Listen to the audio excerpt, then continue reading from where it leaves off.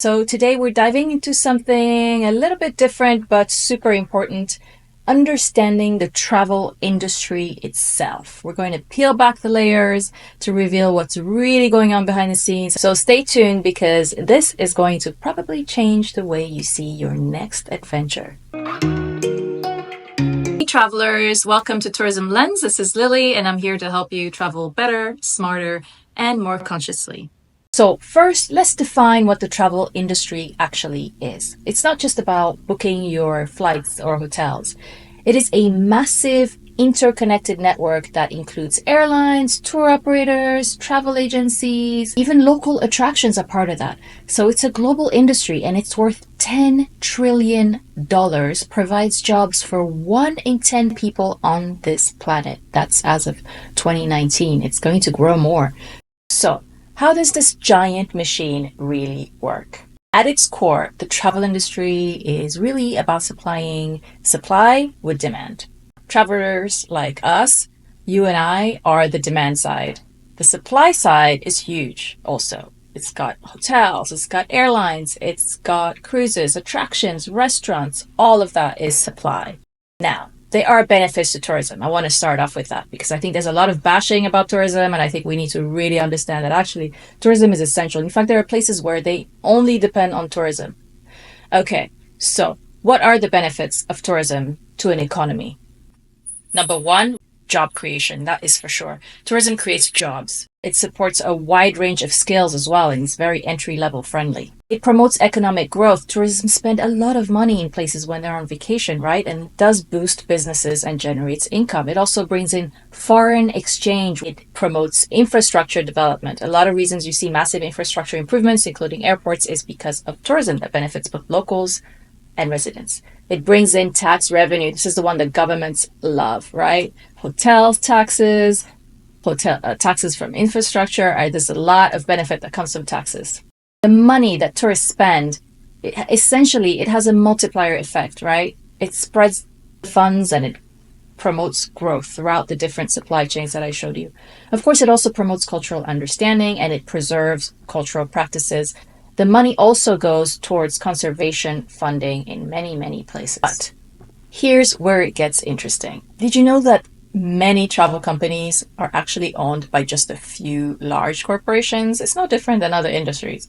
And this consolidation, of course, can lead to less choice for consumers and more profit for the big guys. And this is despite the fact that 80% of the travel industry, as of the last figure that I looked at in 2019, is made up of small businesses. What you need to understand is that there are layers to the fact that there are only big corporations operating for the most part, right?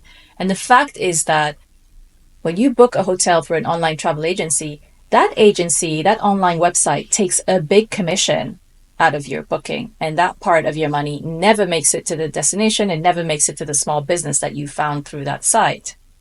Now let's talk about why all of this matters, right? Every time you book a trip, basically, you're making a choice that affects the world. Yes, you're making a choice. And if you choose a locally owned hotel, your money stays in the community, supports local jobs. Yes, it's true that it also helps fund the jobs at big resorts, but they're getting paid less. And a lot of that chunk actually stays with the multinational. There are gray areas, obviously. It doesn't mean you should never use these websites. In fact, they help us find a lot of the small guys when we're booking travel. But you have to keep in mind that this cannot be the only way that you travel because of the impact that it has. I would rather give my money directly to a small business than 60 or 30% to an online travel agency, right? To a website that isn't even based in a destination. Of course, it's not just about money, right?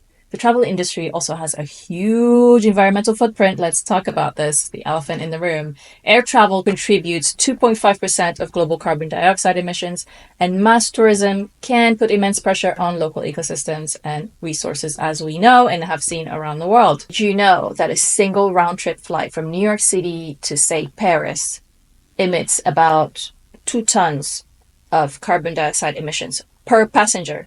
It's even more if you fly first class.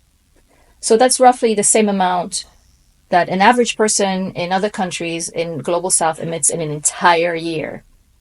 By the way, this applies to cruises as well. Those ships run on bunker fuel and they also operate under flags of convenience, meaning that they're registered in countries where the environmental laws are very lax, if at all in existence. Not to mention all the other impacts that they cause in places like Venice, say, where there's major overcrowding. I've talked about the environmental. Let's talk about another crucial issue in tourism, which is equity in the travel industry. While tourism can bring economic benefits to destinations and people, it doesn't always do so in a fair and equitable way. The greatest example of these is the all-inclusive resort. These resorts often create low-wage jobs for local workers, and they may not receive fair pay or benefits. They may be working very long hours for very little, and most of the profits go to the resort owners. It's true that there are other benefits that the resorts bring to the local economy, but overall, we cannot ignore the fact that it does have a massive negative impact on local neighborhoods. Of course, if you want to see a good example of that, then you want to watch Bianca Gorlau, fellow journalist's video about the tourism industry in Oaxaca, Mexico. The other issue is land displacements. A lot of times hotels want to build in a place and they push out the local population with the help of the government. These people are not compensated much at all. In fact, it perpetuates their poverty and inequity. There's also the question of who really benefits from tourism, right? I told you about the big corporations, but in many of these destinations, they do control most of the tourism infrastructure because they have the funds. They also have great marketing, right? Because they can afford it. But all of this can stifle local entrepreneurship and keep wealth from being distributed better throughout the community. Not to mention the abuse of water resources and other such environmental issues. Finally, there's also the issue of cultural exploitation. Local traditions and customs can be packaged and sold to tourists in a way that makes it more entertainment than, cultural identity and value and pride for those communities. There's a flip side to everything in tourism, but there's a bigger minus, I would say, in the way that tourism has been going this last decade, particularly with the digitization of travel bookings. Travel, you see, isn't just about having fun, as we've just seen. It's about being aware of your travel choices and how they really impact the places and the people that you visit. What can we do about all of this? Well, the good news is that we do have more power than we think, as I've said to you, and by choosing to travel mindfully, supporting local businesses, and many other steps that I'll share in my next video, we can help ensure that tourism benefits locals and everyone, not just the big corporations. So stay tuned for more tips on how to travel better, smarter, and more consciously here on Tourism Lens. Remember, you do have a choice. You do have a choice, and every decision matters. So let's make it a positive one. Thanks for watching, everyone. Like, subscribe, and hit the bell for more conscious travel tips. I used to live in the Caribbean as a digital nomad, and I really got insight into the travel industry while I was in the Caribbean. In fact, I call it my tourism industry school because I learned from seeing and from talking to different staff members at different resorts and different types of hotels. And let me tell you, how many of you have been to Punta Cana, for example, in Dominican Republic, right? Punta Cana is made up of major all-inclusive resorts for the most part, including Cancun. Same thing, right? So many people go there. In fact, I can't think of a more popular destination than Cancun in the world today even. So why do we flock to these resorts? Well, obviously they make everything convenient and easy, and it's a click of a booking. And if you have kids, it's definitely easy to vacation and leave your kids off in the kids club, relax on the beach, etc. I get it. But let me tell you, some of the stuff that I found out about all-inclusive resorts while I was in the Caribbean was extremely disturbing. I cannot explain why I would stay in a place that pays people $200 a month for the most part.